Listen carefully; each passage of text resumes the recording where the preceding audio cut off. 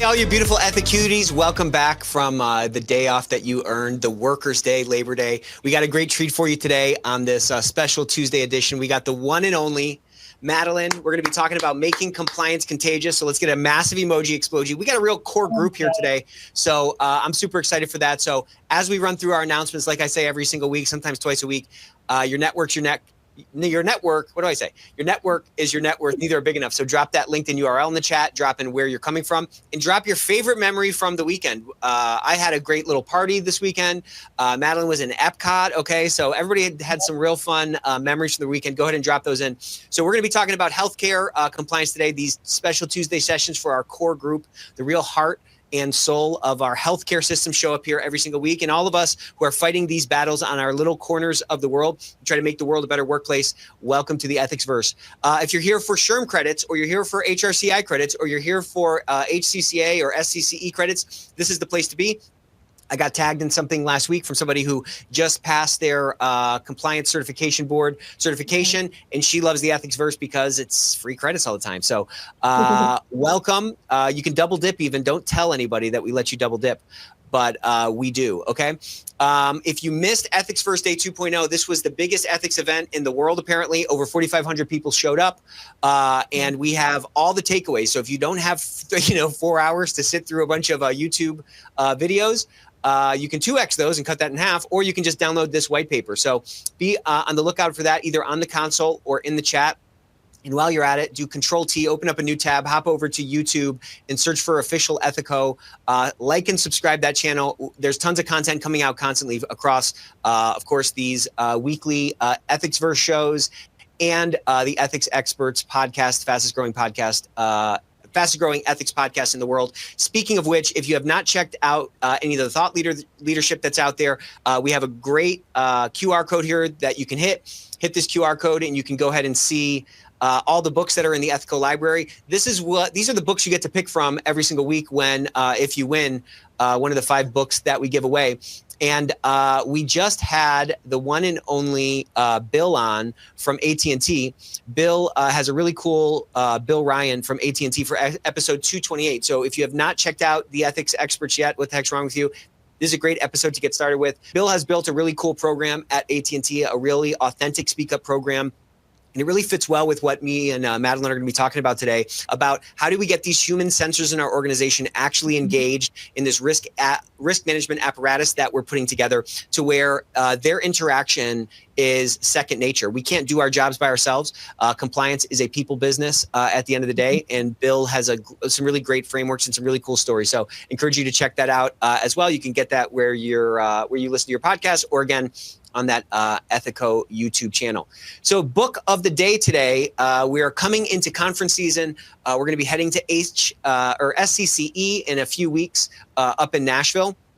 And the one and only Mary Shirley is going to be there. So we want to kind of prime the pump and put this book back in rotation. If you've not checked out this book, Mary Shirley is like the goddess of compliance. Those are my words, not hers. She'd probably be embarrassed if she heard me say that. But she wrote this really great book called Level Up, How to Level Up Your Program. It's got 65 different tips. You can literally flip to any page in this book and get some kind of tips, some kind of tactics on how to improve your program. Remember, we have to be in a continuous improvement mode. We're like sharks. If we stop swimming, we die. If we stop improving, our program starts to fall flat. So it's on us to, bring new energy to our program, bring new energy to the initiatives that we have. And again, you get no bonus points for reinventing the wheel. So we're giving away 5 of these babies today. For those that are most active in the chat, best questions, best comments, all that kind of stuff. Also wanted to share real quick, couple of more brief announcements. Ethico, round of applause for Ethico. We won recently, and I can't stop talking about it. People are so annoyed, but guess what? I'm going to keep talking about it because we just won Best Ethics and Compliance Software in the World from G2. So we were the momentum leader, the grid leader, easiest to do business with. You know me, I'm toxically flexible, and that's a great one for us to win. So we have a special going on our new risk assessment tool. If your risk assessment process is too cumbersome, if it's too slow, you're not getting the risk intelligence you need to make better bets with your time, take a look at our risk assessment tool. On this launch for this quarter, we have 50% off for all my Ethic cuties. So check that out. And we're also carrying this forward. We got such great feedback on the DOJ defense package. This really gives you all the components you need if you want to upgrade your program or upgrade your tool to get all that stuff together into one spot, that risk brain, that centralized risk brain to help you manage your cases faster, get better engagement from your from the human sensors in your organization, drive more efficiency so you can get some found heads. You know, maybe you've been asking for some new heads for the last couple of years and the CFO just keeps telling you no. Well, you can drive some more efficiency, get some found heads, and ultimately get that peace of mind that you have a more effective program at the end of the day. So 25% off on that. I'll be dropping this in throughout the presentation, this other slide, so you can kind of see some more of what's in it. If you're coming to SCCE, I want to encourage you to come to the coolest cocktail party in the world, okay? September 14th, a couple of weeks away, from 6:30 till question mark. Who knows how late we're going to go. We're going to be having a bunch of cocktails at the Conservatory wine bar right there on site. So you can just kind of roll yourself back to your room at the end of the cocktail party. No Ubers involved. So come on through for that. Be looking for some emails from us or just kind of show up. And then finally, swing by booth 200, one of my favorite numbers, 200, for a no pitch zone. You can take a load off. You know, I'm sure your feet are going to be hurting from wearing those cowboy boots that you're, of course, bringing with you to Nashville. Swing by and say hello. And, of course, get a free book, okay? I love giving away books. All right, with that quick announcements, I did it. I hit the mark, 6 minutes. A round of applause. Let's welcome the one and only Madeline. Madeline, you are awesome. We're up to 600 emojis. That's phenomenal. Wow. Welcome to our session today. So why don't you tell us a little bit about what we're going to be talking about today? We're going to be talking about how to make compliance contagious. How do you work with the businesses, stakeholders? How do you become effective? How do you get measurement? How do you get data?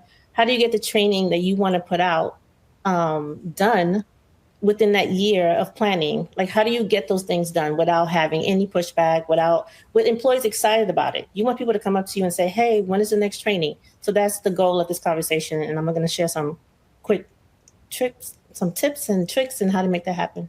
I love it. So we're going to talk about kind of weaving compliance thinking throughout daily workflows. We're going to talk about moving beyond just annual compliance events and really kind of driving that sort of just-in-time ethical decision-making. So, Madeline, you won most impactful. So if I haven't heard a round of applause yet for this, most impactful compliance training program of the year. Okay, that's phenomenal. What made that program so different from, you know, some of the traditional approaches that are out there? We actually trained 600 people at a national sales meeting using doing a compliance escape room, and it was phenomenal. So we had the whole ballroom separated. We had interactive games. You had to come up with a code to get out of the escape room because you couldn't leave without giving the code. And people worked so well together. People got out within 3 minutes of the time. And there was really some tough puzzles in there that we did. So you had to go to each table. And it was so good to see the teamwork and collaboration. People came from different backgrounds, different departments to participate in. But it was mainly a focus for the sales training, the sales department, the field sales reps. The goal was to give them, a field guide that we wanted them to learn. Instead of them handing it to them and hoping they'll read like the 40 pages, we made it interactive where they had to go through and crack the code in each of the sections to get out the example. And at the very end. Yeah, go ahead. No, at the very end, we asked them not to tell them like the time they get out to make it more competitive. So it was awesome. It was amazing. Okay, so you built in some of that sort of natural competitiveness. What were some of the puzzles, and tell us some more of the details of it? I'm very curious about this because this is what I was talking about kind of in the beginning. Like, we have to innovate, we have to push our programs forward. Otherwise, they're just going to kind of flatline, and the last 10 years is going to look exactly like the next 10 years, and that's very boring. So talk to me about like what some of those different stations were. And again, we're just kind of priming the pump. This is like a little appetite teaser for everybody before we kind of dive deep. Yes. So we used the theme. The theme was a Beatles theme, and it was a song of the Beatles. I think a song or the name of one of the Beatles that we used. So we used things like a black light. Like, I had a blank piece of paper, but I had a code on there that would give them a code, like a letter, to get to the next table. You can go in. We had like 5 different tables set up, so you can start where you want it. One was like a puzzle we had. One was maybe a crossword, but we used like a QR code. We had a QR code. We had to fill out a form and answer questions. And then I had my laptop open live where I can see the answers and then progress them.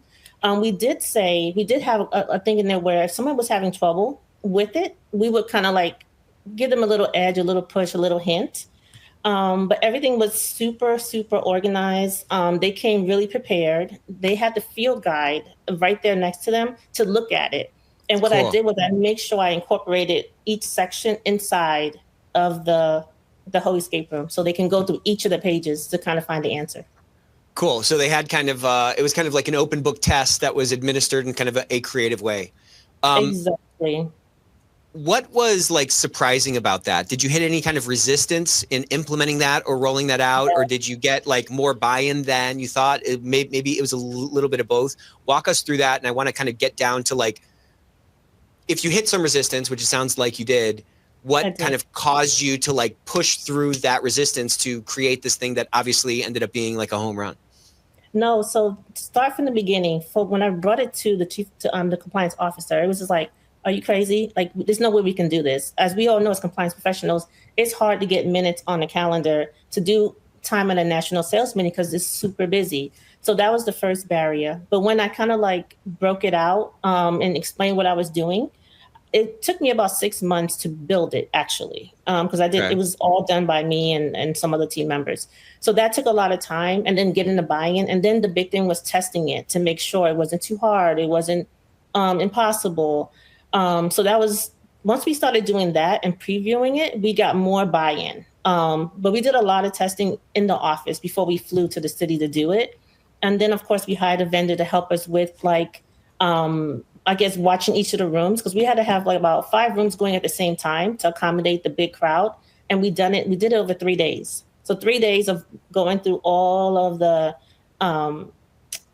exercises, which took a lot of pre-planning, pre-packing, pre-shipping, and all of that. It was a heavy lift at the beginning, but it came out beautiful at the very end, and it was so worth it. It was just a lot of questions. The objective was, the first thing I did was like figure out like, what do we want them to take away from this compliance guide? It was just meal limits. It was just all the things that we were getting questions about. And that's kind of how it started. We would get questions in our email box about the same thing or just different questions. So I just compiled all those questions together and figured out like, how can I build something or a program or a test that will incorporate answering all of these questions, where it will save time for us, not going through the email, looking at the same question, giving the same answer. So when we built the field guide, which was the first thing that we did, we incorporated that into the escape room. And that way we were able to answer all the questions and more. So you started with kind of, go ahead, please. I don't know. It just kind of like, it saved a lot of time at the end. So we noticed that the questions came less. They knew exactly where to go. And it was like, that solved a huge problem. So just imagine being a rep in the field. You're busy trying to make appointments. You don't have time to skim through 25 pages to figure out, am I within meal limits? Am I within this? Can we do this? So we incorporated all of that into the compliance escape room, where they were able to answer those questions. Or if we didn't have it there, they knew where to go in the guide to get it. So you saw all these questions, you compiled those into a guide, and then you found creative ways to ask questions to get them to interact with that guide to find those answers, kind of sparking that sort of natural competitiveness that is in all human beings, particularly salespeople. Kershwin, yes. My man. Hey, Kershwin. Great question from him. He says, that's a fun activity, but a lot of planning, I'm sure.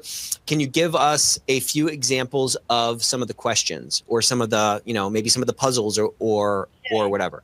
Yeah, so some of the questions were your standard compliance questions, where like, well, what's the meal limit for this city? Or literally, if you had a test, we just made it fun. We incorporated it inside of a puzzle. Maybe we had a lockbox. I don't remember exactly, but I'll be happy to share with the audience after. I have to look at my old notes.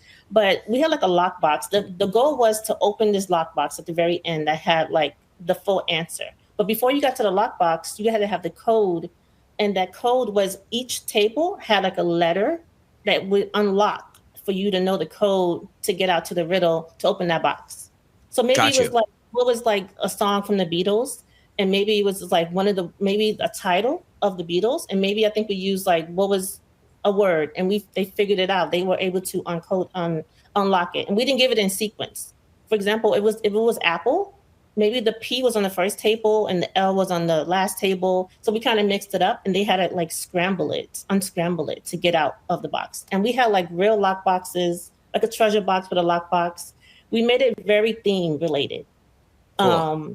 and they love the gadgets. Like you had to do a QR code to open this up to read this policy. We incorporated policies as well, like so we can like direct them. They know if they so they know where to go next time. So it was kind of like that as well. So we have policies using the QR code. You could use your phone, but not to pull answers because and we trusted them, and none of them did that because they couldn't. When we previewed it, it was harder. So we made it less, and we also timed. And we used, I guess, employees who were not in the field to kind of get an idea of how hard it is if we gave you a guide to see how far you can get. So that kind of told us a lot. And then we kept timing them, and then we also swore them the secrecy. But I can pull my notes, and if anybody wants to send me a LinkedIn request, I'll be happy to share more in detail because I haven't looked at it in a little while. But it was a lot of fun, where to the point was we had to like have schedules. The logistics were insane because we only had a certain block of time during each day to do this big activity. And there were lines. You would have thought like a blockbuster movie was launching. It was so awesome to see. I swear, like we would open the doors and people were ready, like ready. The cool thing was each team, we did it by region. So it wasn't like if you were in a region, it was 10 people, you all did it together. And that was part of the teamwork because they worked together normally. And so we didn't have the region split up. Everybody worked in their own region. So that was really good. And they got to bond even more. And you got to see who likes what. And I made sure that everybody was able to participate. If you didn't want to be worried about the box, you can participate in reading the policy and giving like the clues. At the end of the event, the last day, we announced the winners on the final night on the stage. So that was cool. So they love that. So that was awesome too. So it was always like a highlight moment. So we always kept the energy really, really high. And the winners won. We had like a store inside where they can buy amazing swag. It was a full store. So they got a lot of money that group got a lot of money to go into that store. But also it was amazing to see how when we announced the times for each of the sessions we went through, everybody was standing up, clapping for each other, standing ovation. So it was amazing energy. And I mean, we trained about 600 people during that week of So you had this vision. I mean, it's so cool, right? Like you had this vision and you're like, man, it would be so cool if we did something engaging. You hit it sounds like you hit some resistance, and it also sounds like you hit some resistance before you had the whole kind of recipe worked out, right? Yeah. Like there was a bunch of planning and stuff that happened. I mean, did you kind of expect that like you wouldn't hit any resistance, that everybody would kind of automatically see your vision? Like, oh my gosh, this is a great idea. We should just do it. Or were you a little surprised by the resistance? That's kind of the first part of the question. And then the second part of the question is like, what kept you going to like make it actually happen? Because I'm sure there was a bunch of people involved, but like there's some vision that had to get executed, and then there's some buy-in that was necessary in order to create this event that ended up being highly engaging, help people probably rethink compliance, help them, understand at sort of a deeper level what's actually important with respect to their job for a high risk position that is sales, especially field sales. Yep. So let's kind of walk through that before we dive deep into the next section here. Yeah. Yes. So if anybody knows me, anybody's worked with me, hopefully they'll mention in the chat. I'm always coming up with the most creative, crazy, off the wall things to learn, because that's how I learn. I like to make it personal. I like it to make it engaging. I like to make it diverse. So I always think of ways, how can we get this point across beyond basic, just giving you a guide? And we needed to have proof that this guide was given out and trained on instead of doing a presentation. So I literally, I was working weekends. Like I would go into the office for hours and just go over and over and over, just fixated on how can I make this work? And trust me, I've got a lot of red lines on the documents and everything. First, we had to write it up to give to leadership for it to go through. But when you have an amazing leader, when you work with amazing people who believe in you and trust you and see you and understand like the vision, they might not understand it exactly, but it builds trust. You know what I mean? Like once you do something, then you kind of understand like where I'm coming from. And that's where it started, the relationship, as far as like, okay, I can kind of see what you're doing, but I don't understand. Can you show me more? So I kind of do a show and tell. So I did like a mini version of it and ran through it with some executives real quick to see kind of like the feel. Then, of course, working with event planning to make sure this can happen with the hotel, where we have to have a whole ballroom blocked out with black curtains for each of the sections. And then working on a logistic list, like how can we get 600 people in a 20-minute time span to go through this exercise and get them back to their next session in time. So we had to like work it around those schedules. It was a lot of planning. But I think the big thing is trust and believing in your vision and making sure that you can show exactly what you're trying to do some kind of way before you do all the work, because I was fully transparent in each step of the way. If I did one puzzle, I'm like, how do you feel about this? And then also when I was testing it, I was asking people, how did you feel? And I was watching them, and I even videotaped. I asked them if I can videotape them to kind of see like if he was getting frustrated or was it taking too long or what sections were taking longer to finish. So kind of like doing those things, taking all that into consideration and going back to the drawing board as many times as I had to, like, because I really saw this through and I really wanted to do it. And it made it happen. And really, it didn't cost that much. Everything I got from Amazon. What do you think ballpark it cost? For materials, not including the ballroom, not including the hotel fees, of course, but just the materials that I used, I'm going to say like $2,000. See, there you go. So it's really about the idea and it's about the execution. Yeah. Like at this stage of the compliance, game, there's so many there's so many tools available. Yeah. There's been such a democratization of like the fodder that's necessary to create these things.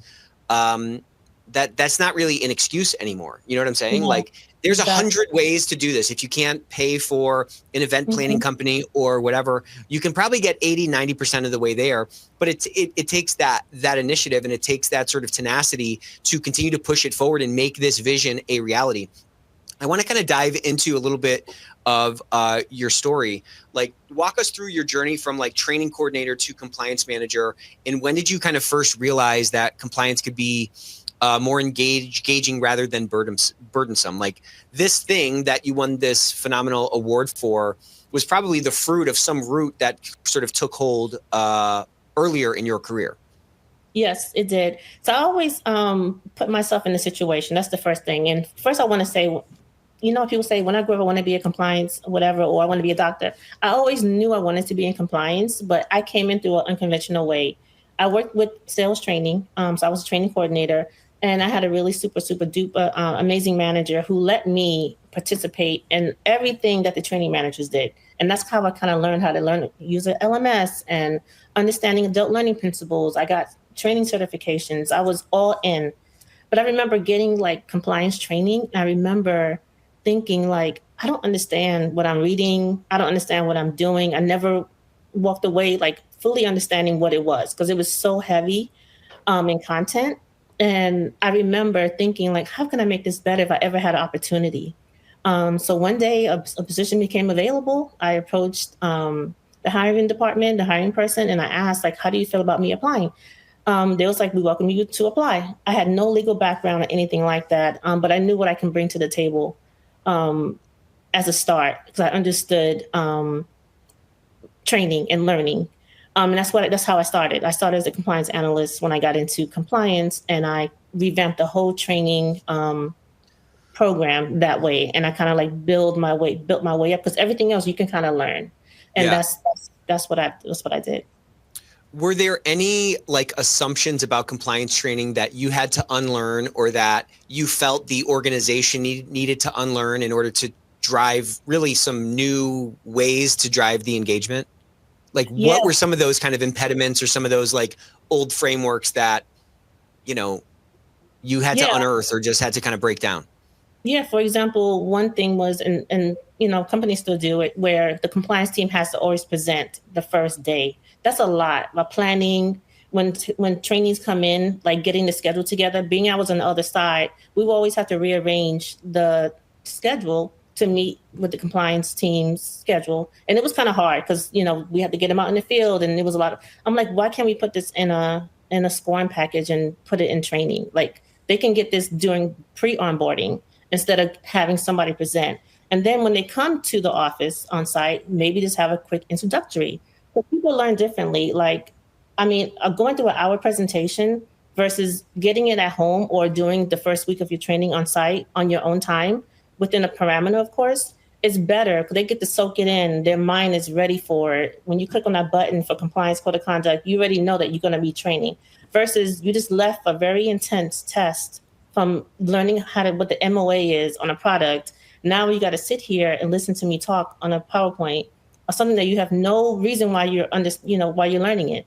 Right. So I started thinking about what if we add this little bit, breaking it up, add this little bit in the beginning. And then when they understand why they need to be compliant, bring this at the very end, close it out at the very end. So we started just making those little kind of tweaks, and then availability, and then having the tracking. For example, it was hard to track who came to the meeting, who didn't show up. Some people will come and leave, right? So if you have the documentation that they signed on to the training, they completed it, that's 100% completion. The same thing at the very end. So it just made it easier instead of me running behind people, looking in the room, seeing who's there, who's not there. It was just a lot of work. So just thinking of ways to save time, get documentation, which is very important, especially for sales reps, and make sure they understand. Yeah, I mean, training is such like an ongoing thing. It's like so present in all these different organizations and all these different functions. Sometimes it's hard to like rethink it. You know what I'm saying? Yeah.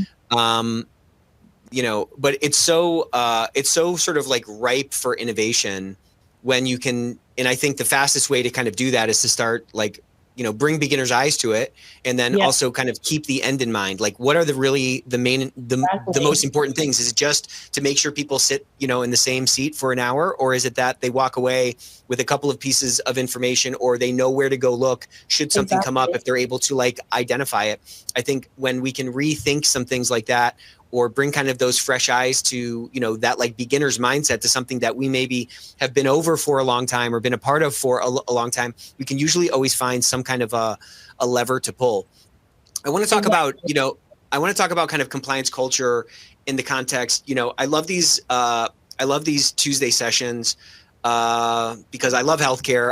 I love the purpose of it, the mission of it. And this core group that shows up on Tuesdays as well, it seems like a really special group. There you go. Let's get some more emojis if you love me. Okay. But like, how have you been able to kind of tie the mission of your organization, which is something that's deeply personal? Like, how have you been able to tie that down to the individual stakeholder level to really kind of transform the culture or help influence this sort of cultural transformation that can ultimately kind of turn into this sort of kind of perpetual motion machine? You know what I'm saying? Yeah, definitely. I think it's changing the mindset and how you approach. Like, I don't police. Like, I don't like the policing approach. It's more building equity and building trust with your stakeholders and your employees. And then understanding the business and understanding the culture of the company. Every company that I've worked for has a different culture. And this understanding, like weaving yourself into things, maybe attending some of the walks they have on the weekend or participating in some of the webinars that they do, even though it doesn't have to relate to you. And always having maybe your office door open, like just showing that you're enthused and excited about it. And it gets other people excited as well. And it's basically just getting the buy-in. And once you start doing that, you meet different people, finding out who the stakeholders are. Like I get really, really close with the internal communication group, marketing, people, HR. They know the business. They know the threat of the company. They know the culture, especially just walking in. It's different. So a lot of things that I could do at company A, I couldn't do at company B because it depends on the culture and the risk tolerance there as well. So you'd say kind of start to tune into that and see what resonates exactly with that sort of aspirational culture, at least at a minimum, and start to try to connect into those kinds of things. Exactly. And I think also, I think trust is the main word. For example, if I'm going to launch a training, the communication is going to be 15 minutes. And we keep it at that. If an employee's expecting a 15-minute training, they can, in their mind already, okay, I know this is coming because it's communicated maybe 3 weeks in advance via a newsletter. When they get the training, if it's 30 minutes, then I just lost trust, right? Right. But when it's 15 minutes or they can do it less, it's like, okay. And then you start building that trust. And then when things come out, when the next training comes out, you notice your number. I always look at the number of completions on the first day. That gives me so much information. Because when I first started a company, you kind of see like who's taking the longest, what departments take a long time. And it's not that they didn't want to do it. It gives me an idea of like when I should launch. Maybe I shouldn't launch in October. Maybe I should launch in June. It depends on each company is different. But once you build that trust where you say 15 minutes in a newsletter or communication, then let it be 15 minutes. Or you come out with a calendar and you let people know for the next 3 months, we're going to be doing this. And then that's what it is. And they're okay with that. And you start seeing your numbers get higher and higher. Yeah. Have you found sort of a hack of like connecting compliance messaging to patient care? I mean, I talk about this a lot in the context of healthcare because I don't know, like we have such a different opportunity in healthcare than we do in like manufacturing. If somebody's making radiator coils or something, that's not as romantic. That's not as like purposeful as like patient care and making people's lives better or, helping people when they're at their worst, survive or whatever. I mean, there's many kind of intersections underneath this like umbrella that I'm kind of referring to within healthcare. Have you found some good hacks to like repeatedly connect in to that sort of more romantic purpose that exists in this industry we're all a part of? Yeah, I think branding makes a big deal. Like, and for example, in some of our compliance modules in the previous company, I would use the same marketing materials or branding, maybe seeing a patient at an office or making it more personable, whereas maybe a sales rep will be in the module as far as like an image. Instead of using the stock images, start using more personal images, more personal branding messages you can get from your marketing department. Even if you put like a tagline or anything, that makes a big difference because it could be a connection depending on what disease state you're talking about. And when you do personalized training, because sometimes you do have to do one for diabetes, one for just different things, you could just make that more personal. And then it's a connection because that's the field that they work in. Maybe they have a parent or a friend or somebody, and it makes it more personal. And for some reason, the buy-in, it hits a little different. That's a good point. There's a great question from, I'm going to read these last two comments. One from Heather. See, this is why people love the ethics verse. There's people connecting, they're sharing tips and so forth in real time. I love it. So Heather said, compliance in our company hosts office hours once a month, and we talk about different topics and answer questions. We've had a great response and have seen attendance grow. That's a really great idea. Good idea. People are loving your point about sticking to your word. It's something that's so simple. And LA Lynch, thanks so much for this, LA. From a compliance perspective, is it always necessary to be set apart? If the objective is to impact the culture, perhaps partnering with those who directly impact the workforce is key. What's your response to that? That's a great comment. Tell me the first sentence again. From a compliance perspective, is it always necessary to be set apart? If the objective is to impact the culture, perhaps partnering with those who directly impact the workforce is key. In my personal experience, I've always weaved myself in, because I look at the bigger picture, like the holistic picture. It's not all about one item in compliance training, right? I think about when something happens, when it's time for somebody to raise their hand, they had a speak up issue, right? Like, I think that plays the bigger role. That's the whole goal of compliance. It's holistic. So it's like the training leads to other things, right? I use a proactive approach versus reactive. I like to share, do trainings before we run into the incident, right? So if I'm doing a compliance training, I want these people to understand, I want the employees to understand that there's an outlet. If somebody's doing something wrong, they know where to go to the hotline. And it's very, very hard to use a speak up hotline if you're scared or you don't know that you could be anonymous. So I think, right. To me, I hope I'm answering the question the way he's thinking. I mean, the way he wants me to answer as far as I understand it. But I think it's a holistic approach. It's just not one area. I think it's you being that go-to person or your team being that go-to person for the behavior to change holistically. So you can stay compliant in the company and people understand what they're reading and they're doing it. You're seeing it. I think holistic is the right word. And I use this analogy about health frequently because there's not one thing you do once a week that makes you healthy. There's a bunch of choices you make. Maybe you take a bunch of steps, or maybe you cut out carbs, or maybe you don't eat sweets after dark, or whatever these things are. It's a whole confluence of those kinds of things. And in the game that we're in, part of why I think is so both exciting and also so like potentially impactful is that there's a bunch of different ways to kind of pick the lock, and there's a bunch of different people and a bunch of different things you need to do in order to ultimately resonate with the workforce or with these various stakeholders up and down the sort of stakeholder stack to create those circumstances for compliance. To your exact point.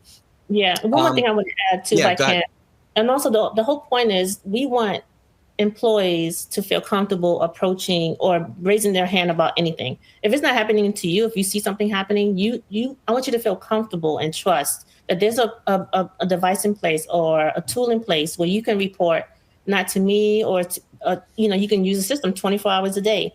That's what we want you to do. We want you to be educated enough to understand where to go if you need to raise your hand about anything. And it could be nothing.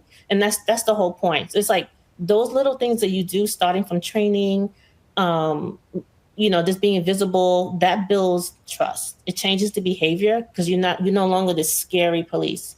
And one little quick story, if I can just say this real quick. So coming from training, right?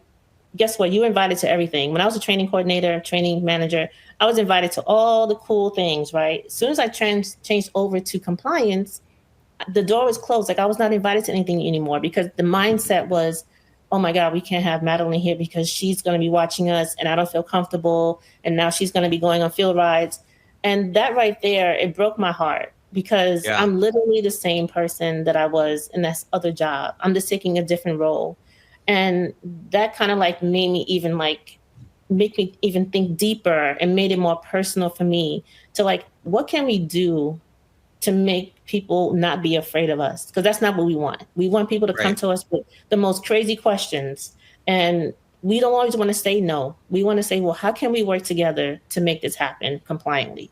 So that's kind of like my approach as well. Like, I used to work for someone who always said no to everything, and I never understood that. So it's more like, how can we make this happen compliantly? And sometimes you do have to say no, you do. But for the most part, how can we work together? What are you trying to do exactly? And the more you build that trust, the more they tell you the honest truth instead of not telling you, what it is they want to do. I want to know the whole picture. Tell me everything. And let's see how we can work together and get this done. I mean, who are all these crazy, scary compliance people? I don't know them. I don't know any of them. Like we go to these conferences all the time. I talk to hundreds of people on the podcast. Like I don't know these people that all these stakeholders in the organization are scared of. And yet what you just talked about, how being a part of this department, you're kind of persona non grata just by the name on your title or just the name on your the title on your, email address is not a unique thing to you. Like I think a lot of us, feel it. I think, though, that creates a tremendous opportunity for us to break that pattern. Like the pattern interrupt is something we talk about all the time. If somebody's expecting you to be a jerk or you to say no and you show up as somebody who actually cares, who wants to understand them, who wants to help them figure out how to get to yes, that breaks a pattern very quickly. And that word spreads very quickly. It does. It really does. Kershwin shares this in the chat. This is great. He says, I do a booth at the annual sales meeting. Normally we have 1,500 attendees. We try to get people to stop by and answer 5 questions, and we have a drawing for three prizes for those that got the answers right. I also give some swag strategically placed near the booth and place the booth near the banquet room where people get their meals. And if you've met Kershwin, he is an absolute pattern interrupt. Funny, smart, cool. Like he's not this sort of stereotype that I think a lot of people still view compliance as. But to your point, it takes us to own that mantle that we've taken on and break that pattern by integrating into the organization and being different than what people expect, because that trust is right there for us to earn. Do you know what I'm saying? It's not like what you talked about is, okay, I have to kind of break this pattern. You've been able to build that time and again in different organizations that you've worked in. It takes some forward pressure. It takes some expenditure of agency. It takes some intentionality, but it's not this impossible task. Exactly. I love that. So I want to kind of get tactical now, and I want to talk about kind of some engagement strategies that work. You talked about this really cool, annual event at the sales meeting where you had the breakout rooms and things like that.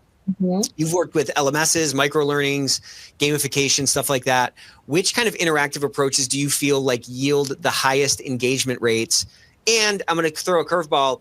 is engagement the answer, or is absorption of information the answer? Like, how do you start to think about engagement? Is that the metric to solve for? I think in order for them to observe the information, you need to engage in it. So it's about starting with that, like making sure people want to engage. Like, for example, when I first started at Carrot, a month in, I said, let me just kind of get a feel for the culture. So I did a voluntary compliance activity. It was like vote for your favorite ethics tagline. That's what I was looking for. Just to kind of see, right? And I did it in a Google document, and it's like a few questions. I had like 5 different ones that I listed out. And I also had an option for them to write one that I couldn't think of. So just kind of get a feel. Does anybody want to put in the chat how many people participated in that? Just to see. Yeah, go ahead and drop that in. I'll give 1 second, then I'll tell you. I'll keep talking about it. So I did that, did it in a Google document. I just asked for their email address. I told them that they would be anonymous. It would be anonymous. I wouldn't share like who said what. That was the first thing. I made sure that was anonymous. I also worked with internal comms. Shout out to Brittany. Hopefully she's on this call, to make sure the language in the campaign was a nice, friendly tone as well, right? Because sometimes we know what we want to say, but when it's outside looking in, I want to make sure it landed softly. It was fun. It was total voluntary. I just kind of want to get an idea. I can't see the chat. Can you tell me what numbers are you saying? 25, 12, 20, 100. Wow. 25, 500. We got a 500 in there. These are okay, that's gold. These are some of my favorite numbers. Actually, I got 54 wow. entries. Yeah, 54 entries. Mind you, just started the company within 30 days. Didn't know hardly anybody. Just kind of getting like intel, some information. So we picked the tagline. I noticed the word ethics came up a lot in the free form of the question. So we finally, and people chose the last one. It was ethical excellence every day. That's the one that people chose. And so I took that tagline. It wasn't just a one and done where I'm not going to do anything with it. It's going to go into compliance universe. No, in our policies and any kind of communications, I make sure that we use that tagline, especially during compliance week, which is a major week for us here. But I got the feedback from the employees. And even though we didn't get 100% participation, it was looked at and people see it, right? So the next time when I do anything voluntary, I notice the number went up some more. So that's another way for you can track your buy-in. Everything doesn't have to be mandatory. You can just throw things out there in the middle of the year and to see kind of like, get a feel for what's going on, take a temperature and kind of see where you want to go with things, see if people are engaging, are people looking at it. And the fact that the number is going up, it tells me a lot, and it makes me so happy. There's just not like a script for this. Every business is different. Every risk profile of every business is different. Every risk appetite for every leadership team, all these things are different. Every stakeholder group is different. I think it's incumbent on us to like figure out a way to pick the lock. And that should give us a lot of freedom, just hearing stories like yours or hearing stories like on our podcast or on these weekly sessions we do. That should give us creative license to try something new, to try to push the thing forward. Like, it's your program. You got that job for a reason. I think many times we know in our heart, like what the organization needs. We know in our heart what levers we need to pull. And sometimes it's just kind of scary to try something new, but all around the world, all around the country, there are people in programs. There are people like you in programs who are trying something new. And again, back to Mary's book. Mary's book has a ton of those great ideas, but you just have to get off of the front porch and do it. And do something, because like at no time in history, at least in recorded history, has like the things that we care about.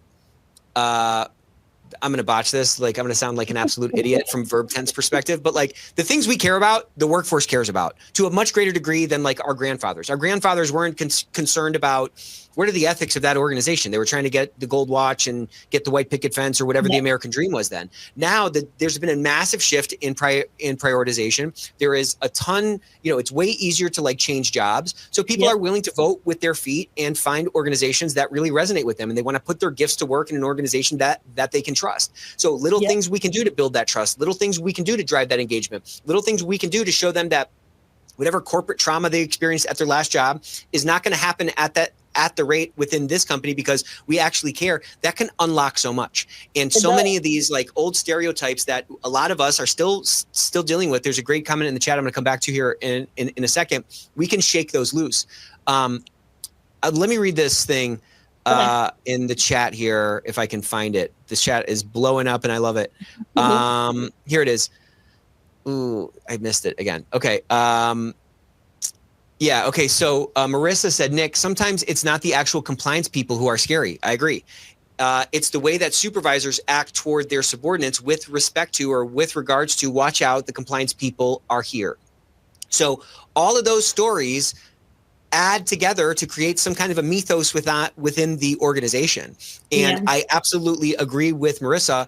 I don't think the compliance people are scary. I think there is some perception, there's some story that's out there that's being told either from some experience that, somebody a generation earlier, felt, or, from a different predecessor, like Christine said here.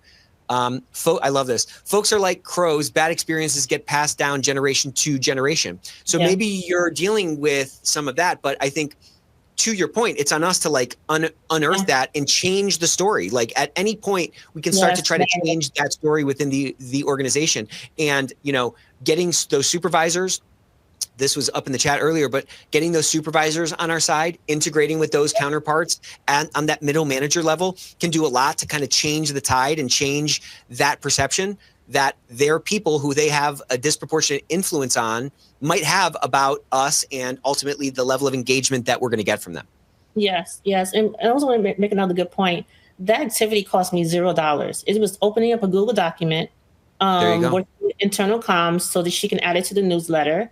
And people voluntarily clicked on it. I gave them about, I think, 7 days to do before I looked at the final result. And also, just imagine you took like 5 minutes out of your day and you voted for something. That's the first level of trust right there. Okay, I'm going to do this, right? Maybe you had a bad taste in your mouth. Okay, I'm gonna fill out this survey and see what happens. And then let's imagine you seeing that the one that you chose that resonated with you. I asked what resonated with you. Ethics. Ethical excellence every single day. That was the winning tagline. You have to feel good about that. You have to feel like, oh my God, somebody's listening. Somebody heard me. Somebody saw this. And now I'm interested. It's just baby steps. And if you continue to keep building on that, it's amazing. Now we see it in our newsletters. Now we see it in our, like I mentioned, in compliance training. I did a code of conduct module, worked with the L&D team, and that's in there. It's not excessive, but it's in there as a reminder, because this is what they chose. I heard, I listened, and this is what they got back. So it's just little taking baby steps. Yeah, it's just, but things happen little by little and all at once. And to your point, we can't let lack of budget stop us. Like to your point, you just have to try something new. It's never been easier. You don't even have to like argue for stamps. You know what I'm saying? You don't even need money for stamps. You can send around something on a Google Doc or a Google form or something in Teams. I'm sure has those same kind of forms. I want to talk about like converting traditional PowerPoints into automated bite-sized compliance training. What was the impact? What was the process? How did you start kind of assessing which of these sort of like legacy vestigial trainings were ripe for rethinking? Yeah. So from the PowerPoint, like I said before, it was a matter of time. Like, who's going to go down to the presentation and do this every Friday at 3:00 it was just a lot. So I started looking at the PowerPoints and just taking them apart. Sometimes they'll be super heavy. And then with using a LMS and using Articulate, I have no affiliation with them. You can make compliance training into modules, micro learning. So maybe you take one section of that PowerPoint, maybe introduction to compliance, make that a whole module, and you make them separate. That way, when you have to launch them in something else, it's easy for you to pull it and do it. So just using your resources. I think now they have different, I'm used to using Articulate, using Rise. I'm sure they have other ones that you can use. Just making it more automated. We live in an automated time. Everybody lives by their phone. Most people you can look at the training on the way home. If you're taking a subway, if you're walking, it's 10 minutes. And another trick that I always do is not a trick.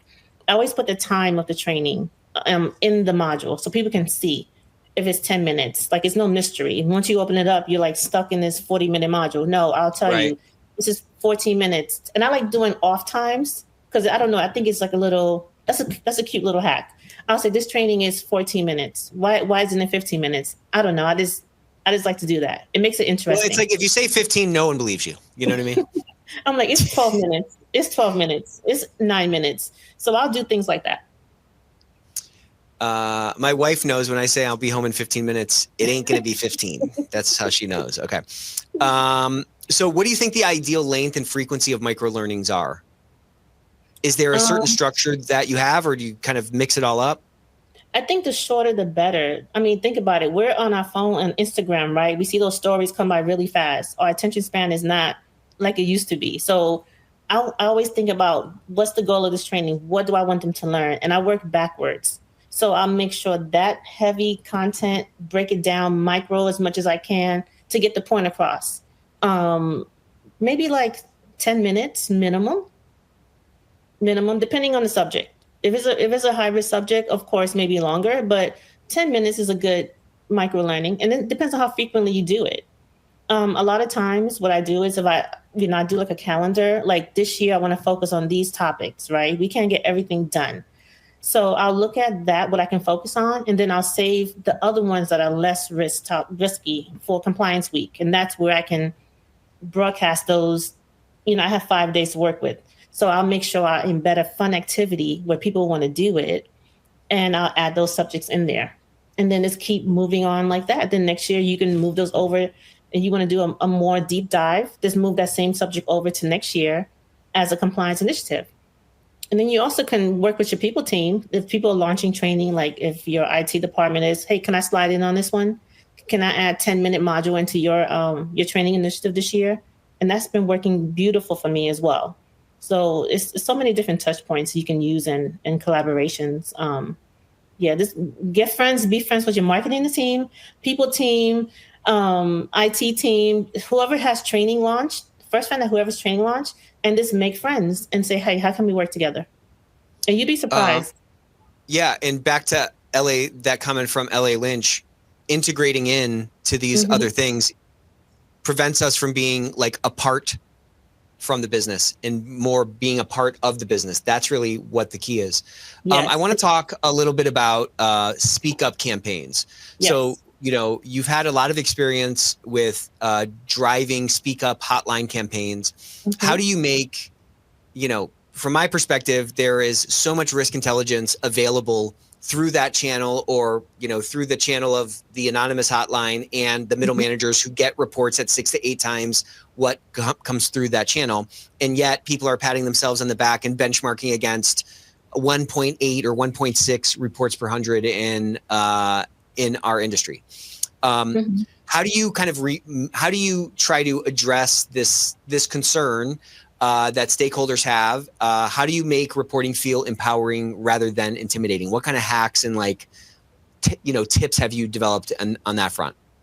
Yeah, first you have to advertise it. One thing about me, when I first started in the compliance industry, I didn't even know what a hotline was. I didn't know one existed at one of the companies I worked at. And that was one of the first things. Like, what do I do if I'm having an issue? This is a hypothetical with my manager or somebody on my team. Like, besides going to HR, like, can I post anonymously? And I didn't know like there was a hotline. I had no idea what it was. So I think that too. That's why I'm so passionate about it. Just making people aware. Doing a hotline campaign doesn't mean something's happening. Just want people to be aware. Like that's compliance week. That's what I focus on one of the last days is speak up campaign and tell people how to use it, have a policy attached to it, like how it works step by step. You submit a report. What happens next? The turnaround time. You're protected. You could be anonymous. And also, we did something really cool when I first came here. We did a live demo doing a town hall of actually opening up the speak up line, submitting a report live so everybody can see it. And that's the first thing. Like the first thing psychologically is like, oh my God, first of all, where do I go? What's the link? And then people think, oh my God, they're going to know I opened the link up. That's what people think because I've heard this before. And then once you open the link up, that's another scary thing. You see all these questions and you're already in a vulnerable state anyway. Like you're scared, you're nervous, you have anxiety, like they're going to know it's me. But when you show them exactly how it works and you show them like they can get like an ID code that doesn't attach to them, we prefer that we know who you are so we can help you. But if you don't feel comfortable at that moment, You can use the anonymous feature, which we showed them how to use, and people feel so much better. Or people just say, I don't care, this is me. I want to tell you what's going on. But just showing and telling, let's go back to old school, show and tell. It's easy. Because I mean, I've never opened up an hotline until I got into compliance to understand what it's like. And sometimes you might have to go in and maybe tweak some of the questions to make it sound more like your culture, instead of this, buying the off the shelf version, and maybe embedding your policies and reminding people that there is one. Remember, you have new hires coming in all the time. And one thing that I started doing this year was, this is another way to get metrics. I built a ethics and compliance welcome guide, and I send an email, well, not an email, a Slack message directly to the employee that starts within the first week. It has embedded links. It has all about our compliance program. It has who our leaders are. It has a whole bunch of information where you should know on a day one. And that's what I always thought about too. Like, if I'm starting this company day one, I need to know who to go to, where's what, instead of waiting 3-4 months in or a year in and not never know. So it's been working. I work closely with the people team. I get an automatic message, who's got hired, and I send them a Slack message. And every single person that I sent a message to so far this year, it's been about more than 40. I've gotten a direct response back. Thank you. I'm so glad to be here. Thank you for this resource. Because I do like a quick introduction in the email so they know who I am as well. So that's another point, another way you could take away. That's a great hack. Everybody has Slack or Teams or something like that. Yeah. Like welcoming folks when they come in with a little bit of a resource and something like that, that's going to be saved in their thing. Exactly. They can go back to that if they need to. They're not bombarded yet with their job. They're still kind of new, right? And so when we can make that first impression, that has a disproportionate, impact on the broad impression that they have of the organization, and us kind of, getting them to buy into this culture of speaking up and so forth is going to be, we have a higher likelihood of achieving that.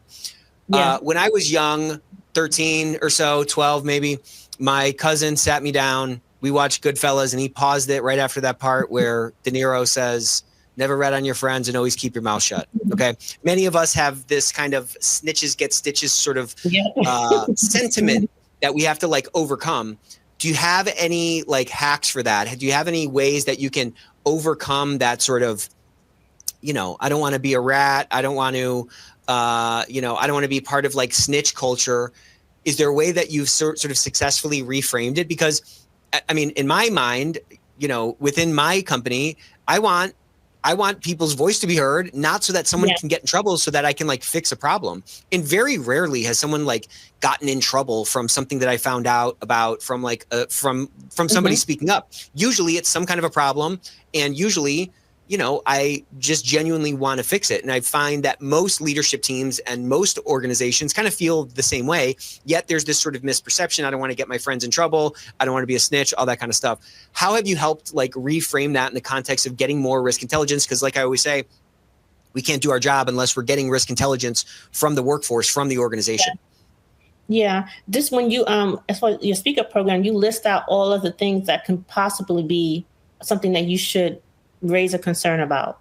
And also in your trainings, just mentioning it. And I also use, for example, in the previous company, if we had certain things that were reported that didn't go anywhere, just hey, FYI, I would weave that in very anonymously, very, watered down version of an example to use for training. Of course, I'll wait a while to do it, but then using real life scenarios, that helps a lot, because if you had that question, somebody else might have seen the same issue or question, and they know what not to do. Because if you don't know, how do you know not to do it? If you don't understand why, and we always explain why we don't do this. This is the purpose. Instead of just saying no or this is the rule, explain why. I think that's important as well. When you explain why, what could happen, then people have more oh, okay. It's better, because what can happen to the company? What happen to the reputation of the company? What could happen to your job? What could happen to you if you're doing some kind of fraud? When people understand the why, then it hits a little different. Yeah, and I think I'm just kind of picturing you kind of explaining that to a group.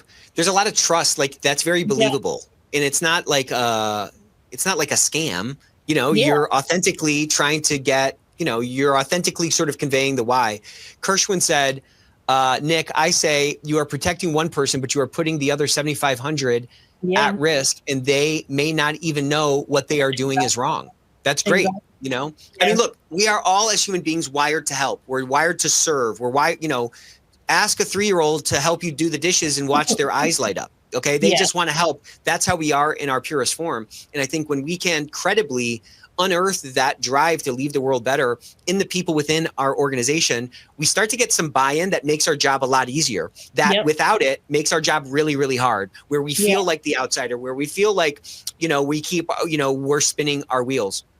And so using the word we, so it's not about, you know what I mean? Like we're all in this together. You know what I mean? So that's also another approach. When we write the policy, it's we. So it's more like not I or you, it's we, because we all work together. This is all about us. So that's another. Yeah.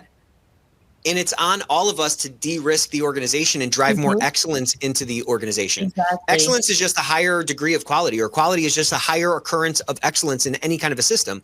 And so no one person can drive excellence or quality in an organization. That takes participation of everybody. And I think as compliance continues to sort of grow, and as we're able to like reframe in some more compelling ways, we can bring a lot more people into this apparatus or into this process in a more sort of organic way that's actually sustainable, versus freaking pounding them over the head with a 60-minute PowerPoint and, you know, we're taking attendance for it. Someone can sit, to your point, they can sit their butt in the seat for 90 minutes and totally zone out. Whereas if we can rethink that, maybe pack a couple of those lessons in a 10-minute micro learning, and that actually changes the behavior, or rethinking kind of a training activity like Kirshen was talking about, or like this thing you guys won this award for, where people are actually engaging. Well, guess what? Now they know where to go look. Now the odds of that radar system working, when something seems out of place, they're going to engage in that in a different way. I cannot believe we are out of time. We're 2 minutes over. Let's get a massive one more emoji for the one and only Madeline Archibald. This was really so much fun. Thank you so much for joining us. Connect with Madeline on LinkedIn. You should see her thing on the chat there. And this is what this whole thing is about, man. You get no bonus points for reinventing the wheel. This is the place to come. You get a shot in the arm, connect with other people, and make your program better. Push the thing forward. It's on you to do it. So we got a great episode on Thursday this week. Hope you all can join us. Hope you enjoyed this episode. Love you all. We'll see you soon. Thank you so much.